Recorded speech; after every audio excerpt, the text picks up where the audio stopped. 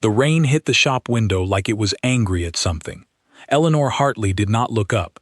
She had learned over years of standing behind this counter that rain was just rain, and doors opened on their own schedule, not hers. Then the bell above the door rang so hard it nearly fell off its hook. A man stood in the doorway, soaked through, holding a leather book against his chest like it might run away from him. Water dripped from his coat onto her clean floor. He did not apologize for it. "I need this fixed," he said. "Today, if it can be done today." Eleanor set down her needle. She had rebound wedding albums, church registers, a diary that had survived a house fire. She had never had anyone walk in like the building was on fire behind him. "Let me see it," she said. He placed the book on the counter carefully, the way a person places something that matters more than they want to admit. The leather cover was warped from water. The spine had split down the middle, pages fanning out like a wound that would not close. She opened it. Old handwriting, brown ink, dates from the 1820s. A crest stamped into the inside cover, gold gone dull with age. "Where did this come from?" "It belonged to my family," he said. "That is all you need to know for now." She looked up at him properly for the first time. He was tall in the way that made low doorways a personal insult. His jaw was set like he was bracing for bad news that had already arrived. He did not look like a man who came into a village bookshop. He looked like a man who had wandered off the wrong page of the wrong story. "I don't do rush jobs," she said, mostly out of habit, because she needed a second to stop staring. "I will pay double." "It's not about the money." "Then what is it about?" She held the book up so he could see the damage properly. "This spine needs to dry slowly. If I rush it, the pages crack. You will lose more than you save." Something in his face shifted, small, like a door closing softly instead of slamming. "How long, then?" "A week, maybe less if the paper cooperates." He nodded once, like a man accepting a verdict he did not like but would not argue with. He gave her no name, just an address on a card, thick paper, embossed, the kind you do not buy at a stationery shop. B, who worked the counter 3 days a week and gossiped the other 4 for free, came out from the back room the second the bell rang again on his way out. Who was that? No idea. Eleanor. He looked like he stepped out of a costume drama. He looked like a man with a wet book. Bea picked up the card from the counter, read it, and went very still. Eleanor watched her friend's face do something complicated. "What?" Bea turned the card around so Eleanor could read it herself. No name, just an address, and beneath it, a title, printed small, the way people print things they expect you to already know. Duke of Ashcombe. Eleanor read it twice. The rain kept hitting the window, unbothered by any of it. "That's not funny," she said. "I'm not laughing." She looked at the book on the counter, the crest stamped in gold, the pages already beginning to curl at the edges from the damp. She had spent 42 years building a life that ran on a schedule: shop open at 9, tea at 11, the same bench at lunch, the one under the chestnut tree, where nobody ever sat beside her because nobody ever did anything unexpected in this village. She had built the schedule on purpose. After the divorce, after her sister moved across an ocean, after she stopped being invited to things because being invited meant explaining why she came alone, she had made peace with a life that did not ask anything of her that she was not ready to give. It was not sad. She told herself that often enough that most days she believed it. She picked up the ledger and carried it to the back room, where the air was dry and the light was soft, and she began the slow work of easing the spine apart, one careful centimeter at a time. The gold crest caught the lamplight and threw it back at her, stubborn, patient, waiting for someone to ask what it meant. She did not know yet that the book had a story folded inside its water-damaged pages. She did not know that the man in the doorway had a mother he could barely speak about, or that the address on the card led to a house that was, slowly and quietly, being sold out from under him. All she knew, standing there with the lamp warm on her hands, was that for the first time in longer than she wanted to admit, She was curious about tomorrow. The chestnut tree outside her shop had lost half its leaves by the time he came back. Eleanor was sweeping them off the step when she heard the same over-hard ring of the bell, though this time there was no Rain to blame for the force behind it. "You're early," she said, without turning around. "I told you a week. I'm not here for the book." That made her turn around. He stood there in a coat that had clearly seen better decades, hands in his pockets, looking like a man who had rehearsed a reason to be there and forgotten half of it on the walk over. "Then why are you here?" "I was passing." "Nobody passes this shop on purpose. It's at the end of a dead-end lane." He had no answer for that. She almost laughed, and then didn't, because laughing felt like giving something away. "Bea told me who you are," she said instead. "Duke of Ashcombe." "Bea talks too much." "Bea talks exactly the right amount for a village this small." He almost smiled. It was a strange thing to watch, like seeing a door creak open that had been painted shut for years. "Julian," he said. "You can call me Julian." "Not Your Grace?" "God, no. Please don't." "I wasn't going to." He looked around the shop, like he was seeing it for the first time. The shelves of half-bound books, the smell of leather and glue, the lamp still burning in the back room where her work waited. His eyes landed on a photograph tucked into the corner of her desk, an old one, her and her sister as girls, squinting into the sun. "Is that you? Don't change the subject." "What subject? I only said I was passing." "You said it twice, which means you're lying twice as hard." He laughed, and it surprised him as much as it surprised her, a short sound like he had not used it in a while and forgot how loud it came out. "Fine," he said. "The truth is, the house is too quiet, and I did not want to go back to it yet." She waited, because she had learned that people tell you the real thing if you just let the silence sit long enough. He did. "My mother died 8 months ago. The ledger belonged to her. It is the only thing of hers I have that has her actual handwriting in it, and when the water got into the study, I thought I had lost the last part of her that was still just hers, not the estates, not the titles, just hers." Eleanor did not say anything comforting. She had learned, from years of people saying useless comforting things to her, that most comfort was really just a way of making the comforter feel less awkward. So she said nothing, and she put the kettle on instead, because a kettle does something a sentence cannot. "Milk?" she asked. "Please." They sat in the back room while the ledger dried under its weights, and he told her, in pieces, about a house too big for one man, and a title that came with more obligations than warmth. She told him, in smaller pieces, about a marriage that ended not with a bang but with a slow leak, like air out of a tire nobody noticed until the car would not start. Neither of them said the word lonely. They did not have to. It sat in the room with them, polite, patient, the way a third guest sits at a table when nobody invited them but everybody knows they are there. When he left that evening, he did not give an excuse this time. He just said, "Thank you for the tea," and walked out into a night that had gone clear and cold. Stars scattered overhead like someone had spilled a jar of sugar across dark cloth.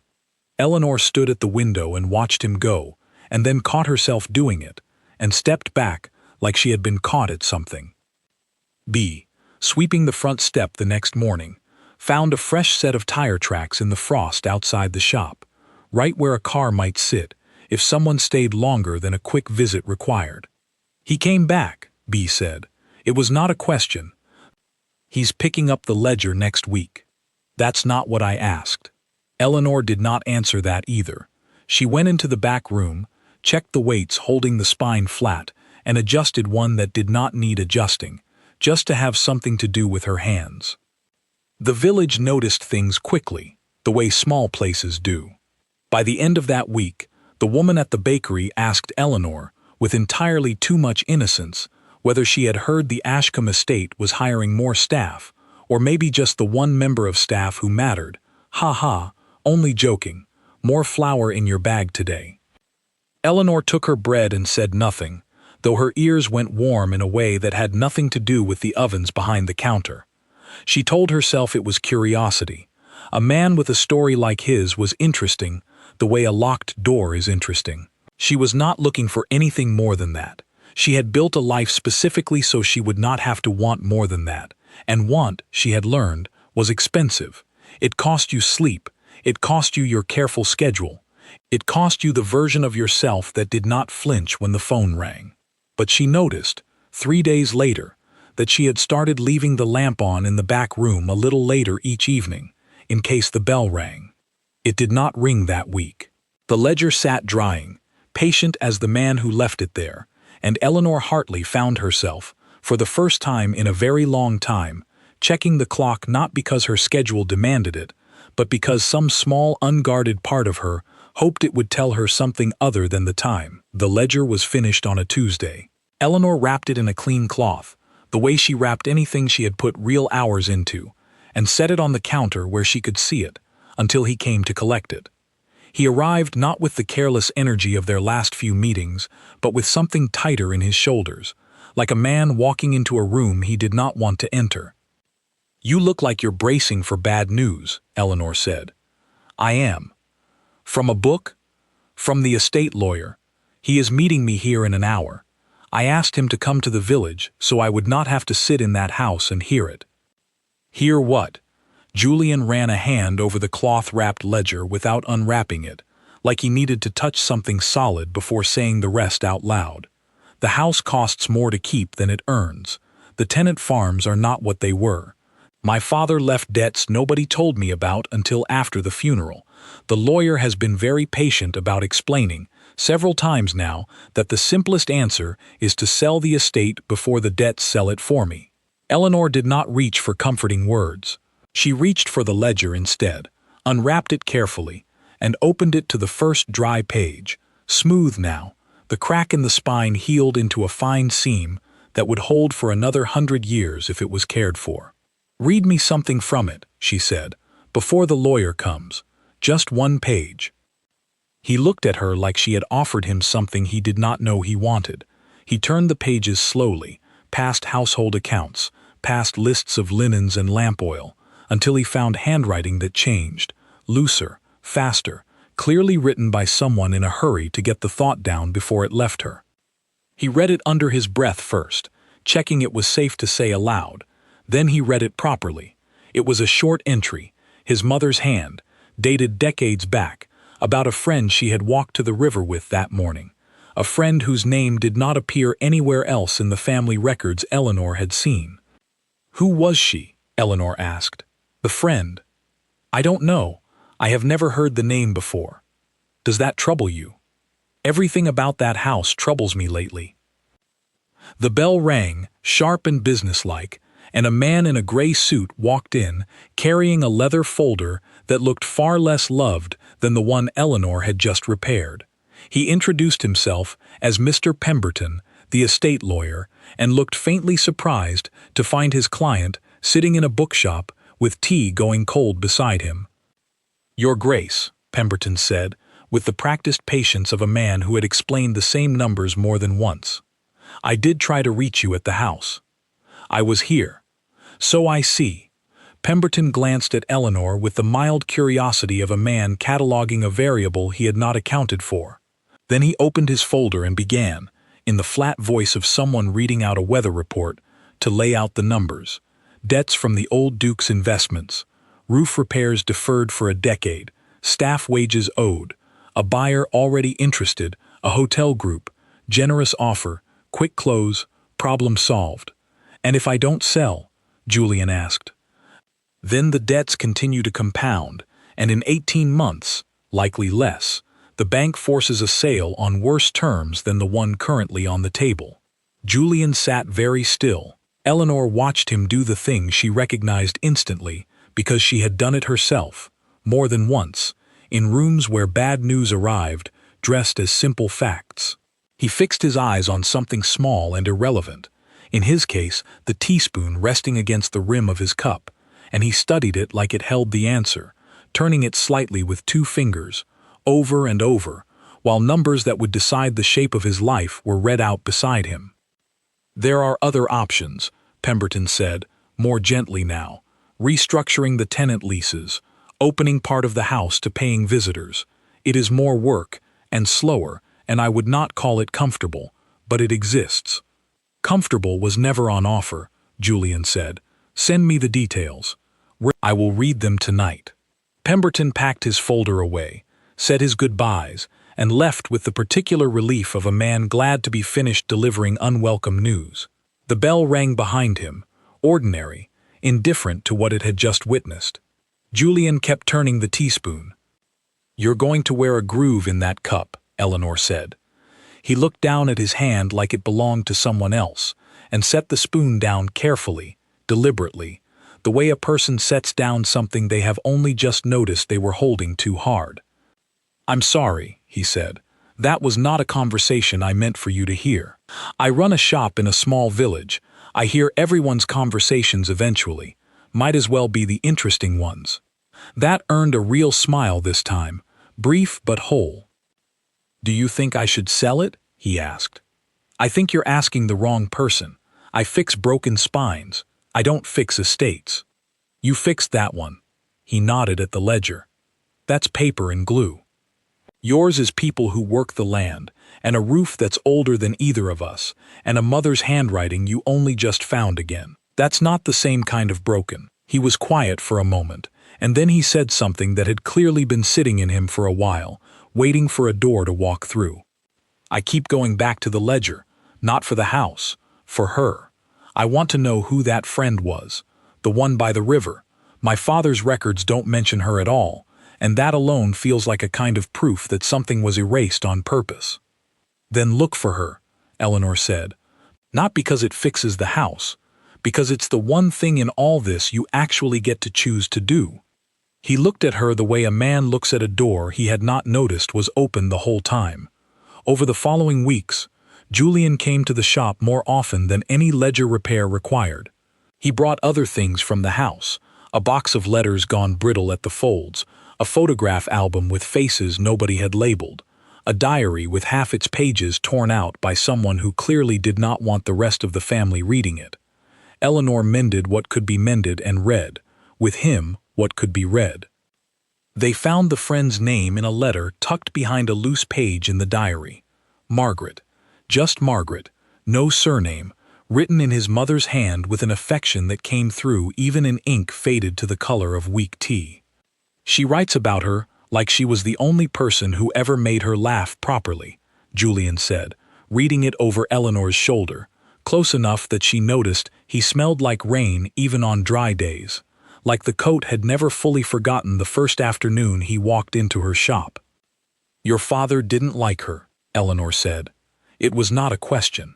The evidence was in the missing pages, the absent surname, the careful erasure of anyone who might have given his mother a life outside the one she was assigned.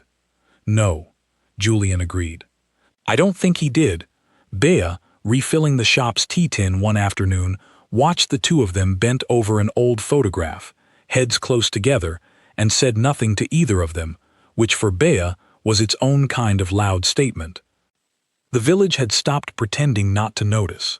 The baker asked no more questions, because she did not need to. The postman took to delivering Eleanor's letters last on his route, with a wink that Eleanor chose to ignore on principle.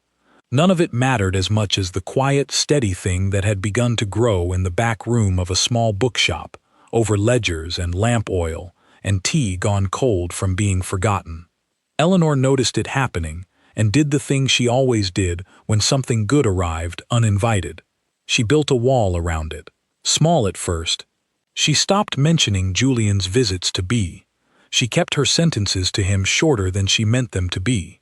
She told herself, in the flat voice she used for facts she did not want to argue with, that dukes did not stay in villages, and women who had already survived one departure did not need to practice surviving another. It was on one of these guarded afternoons, with the wall freshly built and still wet with effort, that her phone rang with a number she had not seen in 3 years. Her ex-husband, Nathan, calling about the cottage. "It's about the sale," he said, before she had even finished saying hello. "I've had an offer. I need your signature." Eleanor sat down slowly in the chair behind the counter. the one she had not sat in for anything but paperwork in years, and felt the wall she had just built around one part of her life crack straight down the middle, right along a fault line she thought had healed a long time ago. The cottage was the last thing she and Nathan still shared on paper, and paper, it turned out, could still hurt as much as anything spoken out loud. "I need you to meet me there," Nathan said. "The buyers want to walk through this week. I don't want to do this over the phone." "Why not?" "Everything else about our marriage ended over the phone." "Eleanor." "Fine. I'll come." She hung up before he could answer, because hanging up first was the only power left in a conversation like that, and she intended to use every scrap of power available to her. She did not tell B, she did not tell Julian. She told herself this was a private matter, closed and finished, a door she had shut years ago that simply needed one more signature to lock properly. She almost believed it. The cottage sat at the edge of the village, the kind of small stone house that looked like it belonged on the front of a biscuit tin, ivy climbing one wall in a way that used to make her happy and now just looked like something clinging to a place it was about to lose. She had chosen the curtains still hanging in the front window. She had planted the rosebush by the gate, gone wild now, untrimmed, reaching in every direction like it was looking for someone who used to care for it. Nathan was already there when she arrived, standing by his car with the particular stillness of a man who had rehearsed being reasonable. He looked older. Fair enough. So did she. "Thank you for coming," he said. "You didn't give me much choice." "I didn't want to force anything. I just need this finished. I have a new mortgage riding on it." "Of course you do." He winced slightly, and she almost felt sorry for it, and then remembered she had earned the right not to feel sorry, and let the moment pass without softening it. They walked through the rooms together, a real estate agent trailing a step behind with a clipboard, narrating the good bones and the recent roof work in the flat, cheerful voice people use to sell things that used to mean something to somebody. Eleanor walked through her old kitchen and noticed, with a strange detached clarity, that the kettle she had left behind was still on the stove, and someone, presumably Nathan's new arrangement of a life, had chipped the spout. She fixed her eyes on the chip in the teapot sitting beside it. It was a small thing, an ugly little crack running along the glaze, and she found she could not stop looking at it, could not make herself look instead at the wallpaper she had chosen, or the doorframe where she used to mark her sister's height every summer visit. The chip in the teapot was safe. It asked nothing of her. It did not remember anything. "You all right?" Nathan asked, low, so the agent would not hear. "I'm looking at the teapot. It's just a teapot. I know that." He did not push it. He had learned, at some point during their marriage, that pushing Eleanor when she went quiet like this only made the quiet last longer, and it seemed some habits from a shared life did not fully leave even after the life itself did. The bell rang above the front door, an ordinary domestic bell, nothing like the one at her shop, and Eleanor's whole body went tense before her mind caught up to why. It was not him. Of course it was not him. He had no reason to be here, no invitation, no knowledge this meeting was even happening. And yet, 10 minutes later, walking back toward her car with her signature finally on the papers and her chest feeling strangely hollowed out, she found Julian, standing at the end of the lane, hands in his coat pockets, not quite looking at her and not quite looking away either. "What are you doing here?" B.A. mentioned it, not on purpose. She was worried, and it came out sideways over tea. "You didn't need to come." "I know. I wanted to. I thought if the day was as hard as it sounded, you might not want to walk to your car alone. I've walked to plenty of cars alone." "I know that too." She should have thanked him. She meant to. Instead, something in her, some old worn groove of self-protection, turned the gratitude into something sharper on its way out.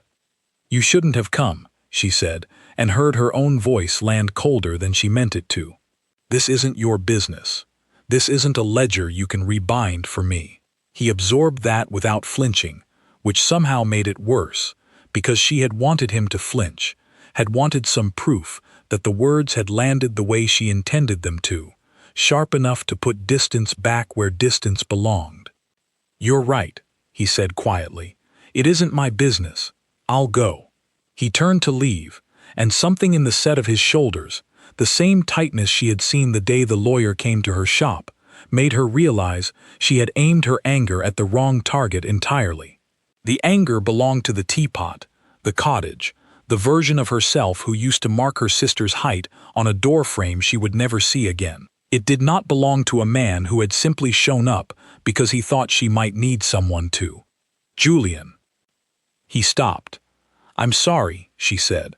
"I'm not angry at you. I don't know what I'm angry at. Maybe everything, maybe nothing that has a proper shape. You don't have to explain it. I know, I'm explaining it anyway."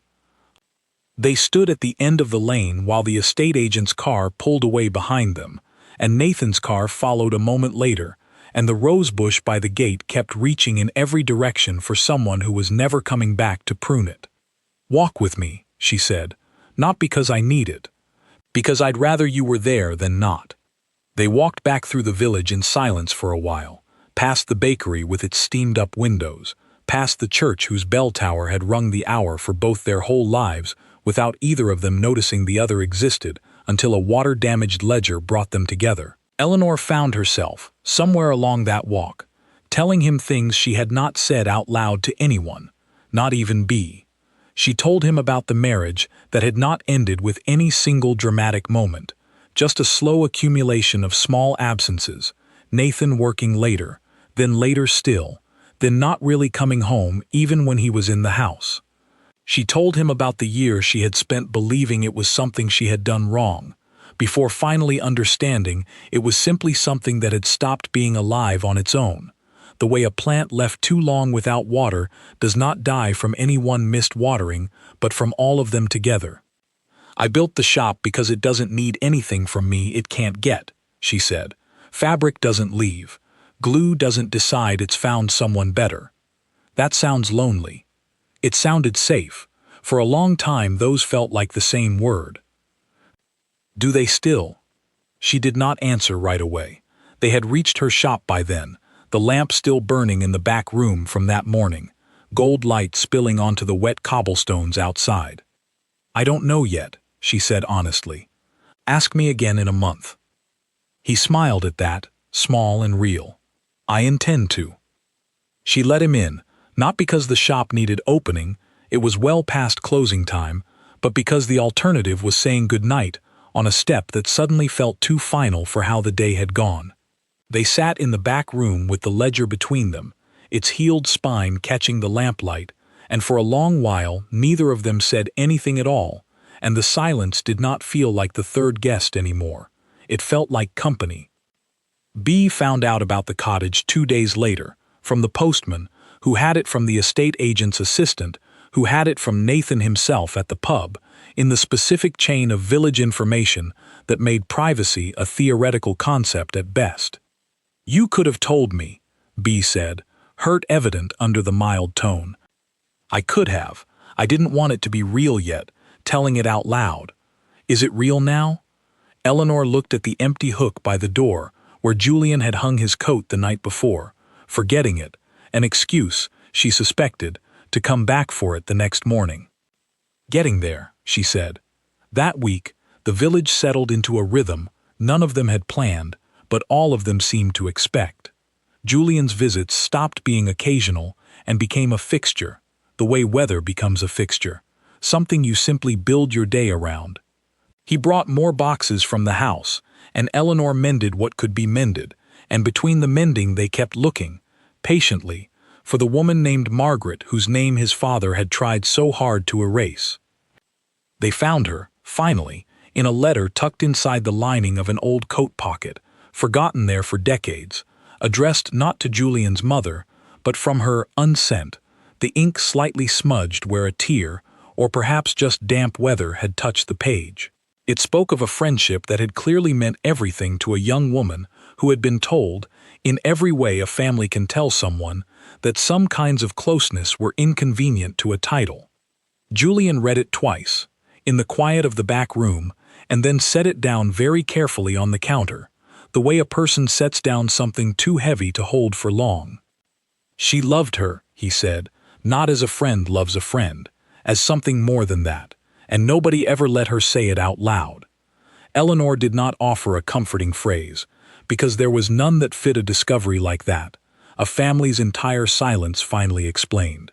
She simply sat beside him, close enough that their shoulders touched, and let the fact of it settle in the room between them, unhurried, the same way the lamplight settled slowly over old pages that had waited a very long time to be read properly by someone willing to look. Word of the letter did not stay contained to the back room for long, though not because anyone told the village directly.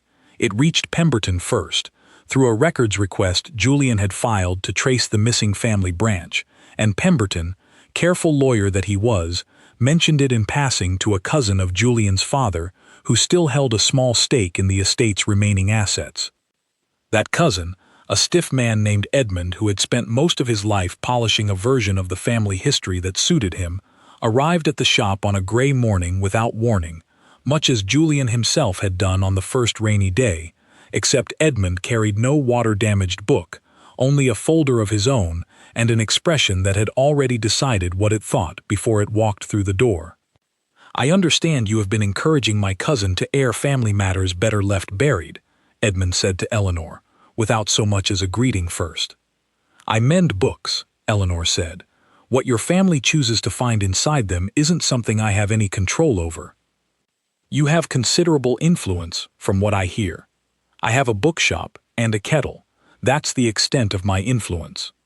Edmund's eyes moved to the counter, where the coat and ledger and unsent letter had sat together, like evidence of exactly the closeness he had come to object to.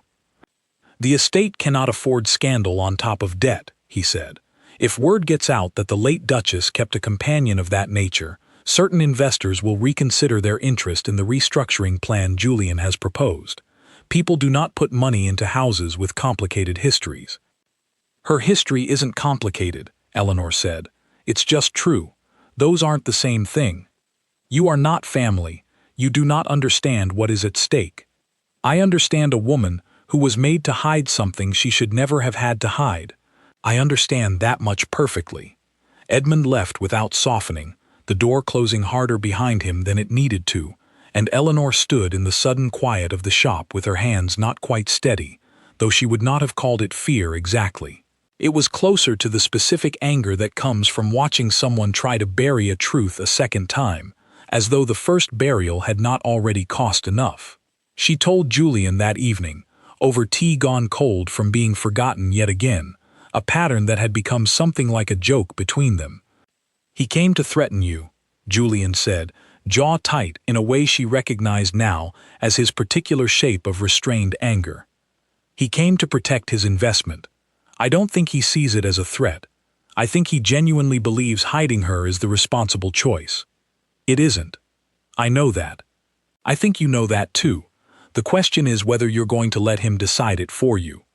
Julian sat with that for a long moment, turning his cup slowly in its saucer, though this time Eleanor noticed he stopped himself halfway through the motion, set the cup down deliberately, and met her eyes instead of the china. "I have spent my whole life letting other people decide what the family could and could not survive knowing," he said. "My father decided my mother could not have her own friendships. Edmund is deciding right now that her memory cannot survive a little honesty. I am tired of the family surviving by erasing the people in it who were inconvenient. So, what do you want to do?" "I want to finish restoring the ledger, letters and all, exactly as they were, without cutting a single page.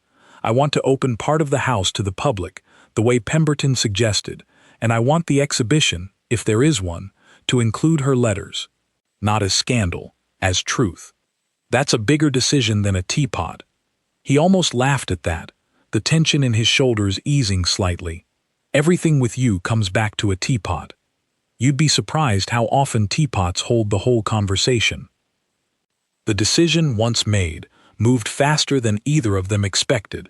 Pemberton, cautious as ever, warned that some investors would indeed walk away, exactly as Edmund predicted, but pointed out, in his flat weather report voice, that others might be drawn precisely because the house had a real story instead of a polished one.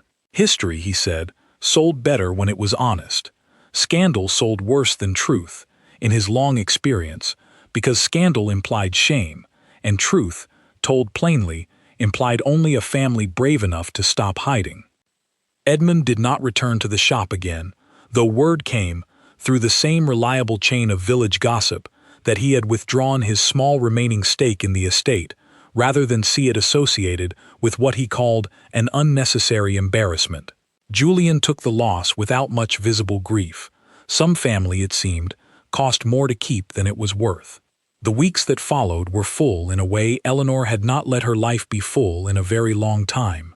She spent her mornings at the shop as always, but her afternoons increasingly at the house itself, in a study that smelled of dust and old varnish, helping Julian sort decades of paper into what could be shown and what needed only quiet preservation. She found she liked the house more than she expected to, not for its size, which felt faintly absurd to her, but for the particular light that came through its tall windows in the late afternoon, gold and slow, the same color as the lamp in her own back room. It was in that study, surrounded by boxes, that Nathan called again, this time not about the cottage, but about something smaller and stranger. A box of her old belongings the new owners had found in the attic and wanted collected before the final handover. "I can bring them by the shop," he offered. "That's fine. Eleanor." He paused, the way he used to pause before saying something he had rehearsed and lost his nerve for halfway through. "You seem different. On the phone. Lighter, maybe." "I am different." "Good," he said, and to his credit, he sounded like he meant it. "You deserve that." She did not owe him gentleness anymore, and yet she found she gave it anyway, a small kindness passed between two people who had once meant everything to each other, and now meant something smaller, quieter, mostly finished. Julian, sorting through a box of correspondence a few feet away, glanced up at the tail end of the call but said nothing, which she appreciated more than any question he could have asked. That was Nathan, she said anyway, because she had decided somewhere in the last few weeks that she did not want secrets sitting quietly between them, the way secrets had once sat quietly and corrosively in his own family. I gathered. He noticed I sound different. Do you feel different? She considered the question properly instead of brushing past it. I feel like someone opened a window in a room I'd forgotten had one. Julian smiled at that, the real smile, the one that reached his eyes and stayed there. I know that room. I've been standing in it myself, as it happens. The exhibition took shape over the following month, a modest thing at first, a single room in the East Wing open to visitors on weekends, the letters displayed under careful glass, the story told plainly on small printed cards Eleanor helped him write, cards that used no grand language, just the facts of a woman who had loved someone deeply and been asked, her whole life, to keep it folded small inside a coat lining where no one would find it until decades after she was gone. Visitors came, more than either of them expected. Some cried openly in front of the letters. Some simply stood a long while, reading, the way people stand in front of something true. Eleanor watched Julian, standing at the edge of that small room on opening day, greeting strangers who had come to see his mother's story finally told without shame, and she thought, not for the first time, that she had come into his life over a cracked spine and a stranger's urgency, and somewhere in the mending of that book, she had started mending something in herself she had not realized was still broken. She did not say any of this out loud. She simply stood beside him, close enough that their shoulders touched, the same way they had sat together the day the unsent letter finally surfaced, and let the quiet do the work that words, most days, could not. Winter came early that year, the way it sometimes does in places that have no real say in the matter, and the shop's front step grew a thin layer of frost that Eleanor swept off each morning out of habit more than necessity. The chestnut tree stood bare now, its leaves long gone, but the bench beneath it stayed exactly where it had always been, waiting, as benches do, for whoever chose to sit there. Julian sat there most days now, not out of any grand decision, but the way habits form quietly, one ordinary choice repeated, until it becomes a fact of a life.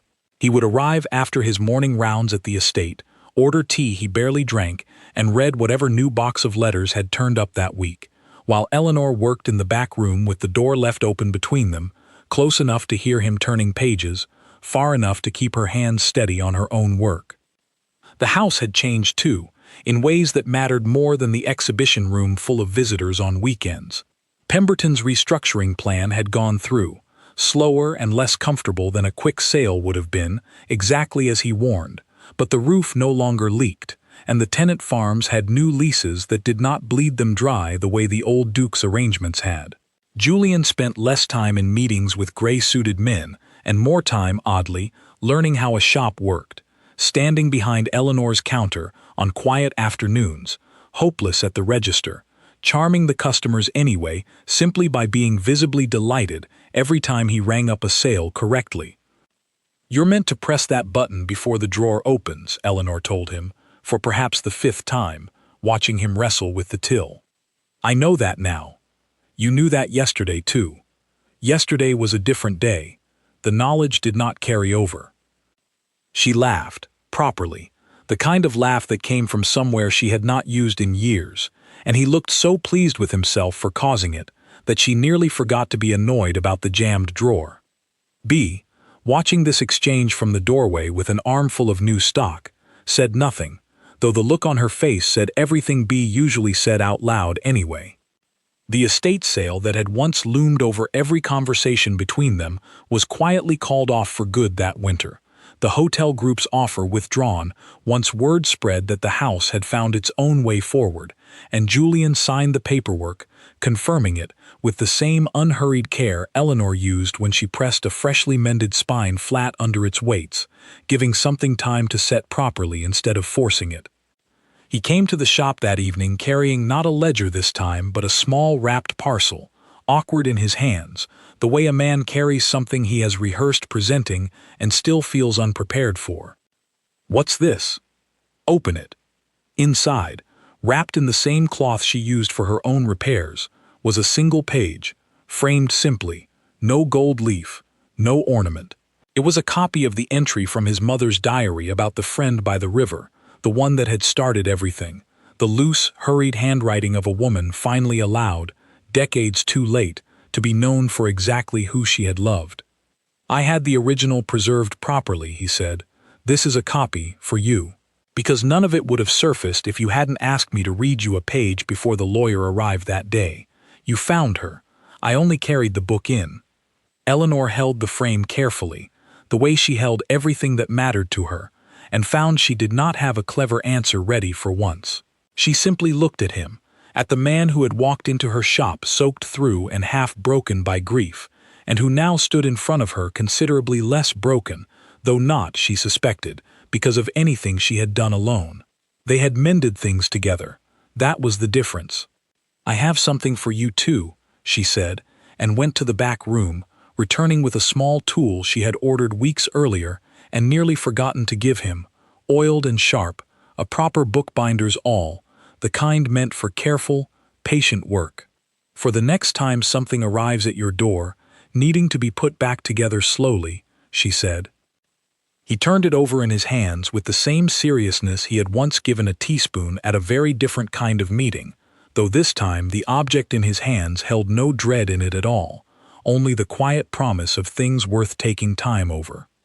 Spring arrived the way it always does, without announcement, simply one morning warmer than the last, and the shop's front door began sticking on its hinges, swollen slightly from the wet winter, so that the bell above it rang with a strange half-choked sound every time someone came or went. "I could fix that," Julian offered one afternoon, already reaching for a screwdriver from the small toolbox he had, without asking, started keeping behind her counter. "You are considerably better with a title than a screwdriver." "Let me try anyway." He tried. He made it worse first, the door sticking harder than before, the hinge squealing every time it opened, until Eleanor, laughing despite herself, took the screwdriver from his hand and finished the job herself in under a minute, the door swinging smooth and silent for the first time since autumn. He looked faintly wounded at being outdone by a hinge.